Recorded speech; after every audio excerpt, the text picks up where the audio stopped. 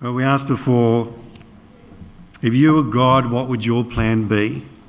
Plan A. You mean, when I say plan B, I mean your plan A, B. Your plan A. You understand, would be, what your plan A would be. Excellent. All right. What would it be? Would it be writing in the skies? Would it be miracles? Some of you talked about that. An experience for people, an epiphany, personal epiphany. Corporate takeover, apparently, of Google. What would you do? What would you do if you were God? Well, we know that, of course, God came down to us. God came down to us. And it's really, in a sense, a counterintuitive plan, God's plan. And it started not in the way that we might have expected. It's easy to say we do that now, that we know it. But I'm not sure that we would have come up with this plan.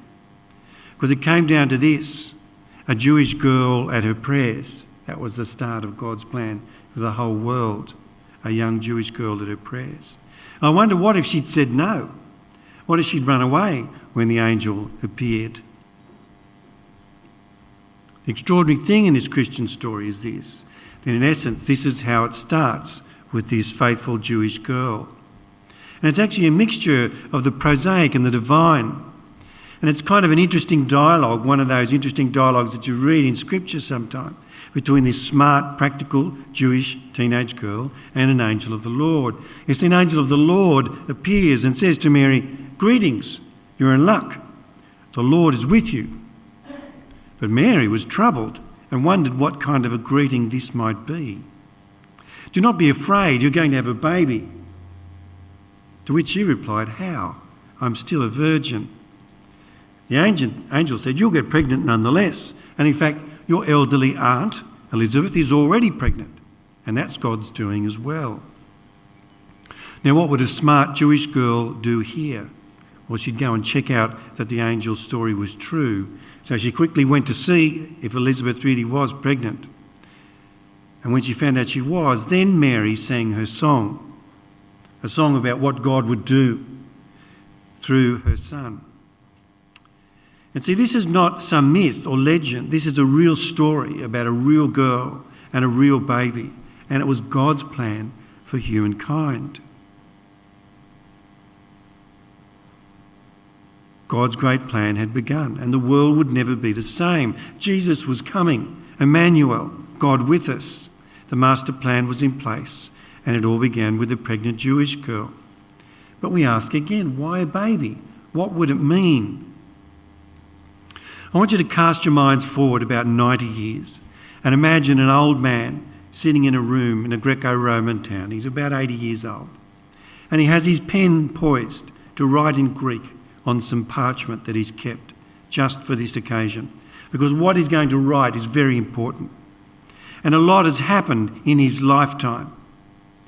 In terms of his homeland and Jerusalem in particular, the temple has been razed to the ground. The Jews have been expelled. The temple destroyed. The terrifying rebellion and suicide of Masada is over. The nasty, violent Herod family who once ruled Palestine are long gone. John, our man, had known the Herods well. They had killed his brother James. The Emperor Nero, that persecutor of Christians, he too is now dead. And so now John sits, an old man, in a city called Ephesus, part of the country we now call Turkey. And he's outlived most of his friends. The Romans killed his old fishing partner, Simon Peter, 20 years ago, along with that ex-Pharisee firebrand, Paul. They'd both been executed in Rome.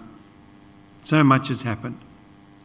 It seems a long way from the Sea of Galilee and the family fishing business where he first met Jesus. That's all in the past now because he's engaged on an important task. Before he dies, he's going to write down his experience with Jesus, the man who changed his life. And he wants to explain what those experiences mean for him, what they meant for him and what they mean for the world. You see, he'd met God. He'd actually touched him. He talked about Jesus in a short letter he wrote to some Christian friends. Talked about this word of life, who he, John, had heard and seen and touched. And John knew that through that encounter he'd become a child of God.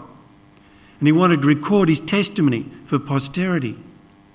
And he was a man of meaning, not of detail, so he didn't record Mary's story or the details of Jesus' birth. He was concerned with what it meant, and he'd had a long time to think about it. And this is what he said. In the beginning was the Word, and the Word was with God, and the Word was God. He was with God in the beginning. Through him all things were made. Without him nothing was made that has been made. In him was life, and that life was the light of all mankind. The light shines in the darkness, and the darkness has not overcome it. The true light that gives light to everyone was coming into the world. He was in the world, and though the world was made through him, the world did not recognise him. He came to that which was his own, but his own did not receive him. Yet to all who did receive him, like me, says John, to those who believed in his name, he gave the right to become children of God. Children born not of natural descent, nor of human decision, or a husband's will, but born of God. The Word became flesh and made his dwelling among us, and we have seen his glory, the glory of the one and only Son, who came from the Father, full of grace and truth. And out of his fullness we have all received grace in place of grace already given. For the law was given through Moses, but grace and truth came through Jesus Christ. No one has ever seen God, but the one and only Son, who is himself God and is in closest relationship with the Father, has made him known. That's what he wrote. The Word became flesh and pitched his tent among us. Jesus was a real man. The Creator God lived with us. People didn't recognise him. They refused to believe. His own people, the Jews, received him not. But to those who, and there was an I think he left it out. He meant to say it. But to those who believed, he gave the power to become the children of God. God lived among us. And John was still amazed by all this. In verse 16 he says, from his fullness, the Word, Jesus has given us grace against grace. More than 50 years later, the wonder of it all still spoke to him. Grace against grace. Jesus pitched his tent among us. The Word became flesh. But our question still remains, why a baby? Because he had to be a baby, you see, to be a person. He had to be a baby to be human. That's what the word becoming flesh means. There was no other way to be a real human being except to be born as a baby. He was a real baby who became a real boy, who became a real man. You see, later in church history, when the real man had faded from living memory, they started to forget this, although it took longer than you might think. A man called Polycarp, as a young boy, sat at the feet of John and heard him tell stories about his life with Jesus. And Polycarp didn't die till the year 156. But about another 150 years after the death of Polycarp, people started to doubt. They started to struggle more and more with this idea of how Jesus, a man, could be God. They started to doubt, in fact, that he was human. And they invented theories about him and how he was God and how it might have worked. But yet the people who knew him, like John, who was both a man and the Word of God, Jesus, as God, had come and lived among them. Jesus was not a vision or a prophecy or a demonstration or a miracle or an angel or a message on the internet or a meme. He was God in Jesus. And for those who knew him, his humanity was never in doubt. He was a real person who had been a real boy, who had been a real baby. And it took them a while to make sense of all this.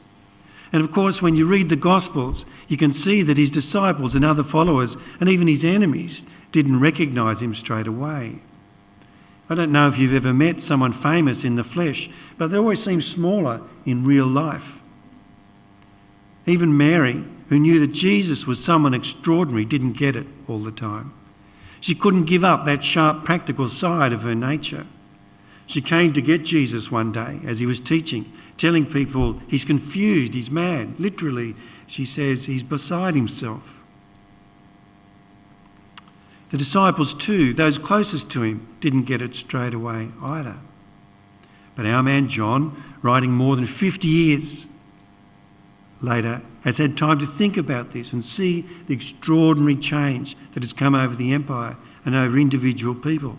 And he wants to write it down. He wants to make sure that it is in black and white. We've received grace against grace. The Word has become flesh. He has come to live among us. But why was it so extraordinary? Why did it matter? What did God achieve by sending Jesus as a baby, a real human being? Well, entering the world as a baby who became an adult person meant we could never act like God hadn't come down to meet us. Jesus was a real man who was born, lived, ministered and died in Palestine. Therefore, people would have to decide what to do with Jesus. You can dismiss another person's vision, their personal epiphany, or their writings on the wall, an inner revelation or a sacred message. But you have to form an opinion about Jesus. Was he God? You decide. Some call him Lord, some call him teacher, some call him a fool, some think he's nice, some call him Messiah, some call him a threat. But you have to decide. It was not a philosophy or a belief, it was the Word made flesh who dwelt among us, who from his fullness gave us grace against grace. You see, to God's people, God had become more and more distant, receded from their minds. He was an absent, awesome, removed figure. And yes, he was the creator of life. And yes, he had given them the law, the guidelines for living. People knew that. But God as a person didn't seem to be related to the day-to-day reality of living. The times when God, the God of Abraham and Isaac and Jacob, had dealt directly with his people were in the past. All the children of Israel had was their history and someone's interpretation of what that history meant. But that all changed when a baby boy was born to a smart Jewish girl called Mary. Just imagine if there was a king who'd invented the game of rugby. And it was a game that was designed to create teamwork and build endurance and courage and community. And the king made up the rules and set up the resources and he said, here's a great game. Play this and enjoy it. It's a gift. And people did. And eventually there were traditions and great rugby players who came and went and were revered by the crowd. And there were influential figures who reminded people of what mattered in the game and why the game itself mattered. And in every match, they sang God Save the King. And at first the king was there and took pleasure in people playing the game he'd created. But of course, kings sit high up in the stand and very few people sit near them or know the king personally. And sometimes the king only sent Prince Harry and sometimes only the Governor-General. And the king seemed more and more remote. And people began forgetting that the king had invented the game with a higher purpose in mind. And so they sang God Save the King, but the traditions of the game and the refining of the rules was what mattered now. And then something extraordinary happened. The king came and joined the game. Not some distant figure that a few people met on a special occasion. He was on the sideline with the coach, telling them what to do. The king put on some boots and a footy jumper and joined the game. And not only that, he didn't just hang out with the lazy backs. He got in there with the forwards and he did the hard work. And not only that, he was extraordinarily good at the game. And not only that, he offered some advice, which he didn't mind taking, because after all, he'd invented the game and he was brilliant at it. You see, if that happened to you as a rugby player, you'd regard the game in the way you would regard your king. It would be changed forever. It was there on the record sheet. The king with a number 8 on. You'd seen him headed up the middle and jump in the lineouts. To those who'd played with him, who'd toiled alongside him, life would never have been the same, and their understanding of their king would never be the same. Can you imagine it? That's what happened when Mary, a smart Jewish girl, practical and feisty, gave birth to a baby boy called Jesus. The king had come, and extraordinarily he joined our game, what we call life. And for those who knew him, nothing would ever be the same. God was not distant. He dwelt among us. And John never forgot this. He'd known Jesus. The Word became flesh. Jesus pitched his tent among us as a baby. We would never again be able to act like he hadn't. And yes, we'd have to work out what it meant. And in fact, Christians have been doing that ever since. And so we ask our question, why a baby? Because as a baby, he could become a boy and then a man. And God in Jesus had dwelt among us. God had shown us that he was real. Now we know this, don't we? We know that buried beneath the busyness, the tinsel and the glitter, the foods and the presents at Christmas time is a fact. Jesus was born as a baby. Why? So that God could show us he was real, and so that you and I could decide what to do with that reality. John had decided. And his decision to follow Jesus, born of a woman and the Son of God, led to a life of hope and meaning and purpose. John decided and believed and became a child of God. I have too. What about you? And to listen to a lovely song. And as we do, I wonder if we might, like John, look back on those times when God has been real to us. Perhaps even just look back on this year. For our call, this has been an unexpected year. We didn't expect to spend another Christmas here, did we? But God has been with us, hasn't he? God has been with us, made his presence real to us. Perhaps you want to think about your personal story. What has happened for you this year? Joys and tragedies, heartache, loss, new beginnings. God was with you. Let's take the time to remember God's presence with us as we listen to this beautiful song.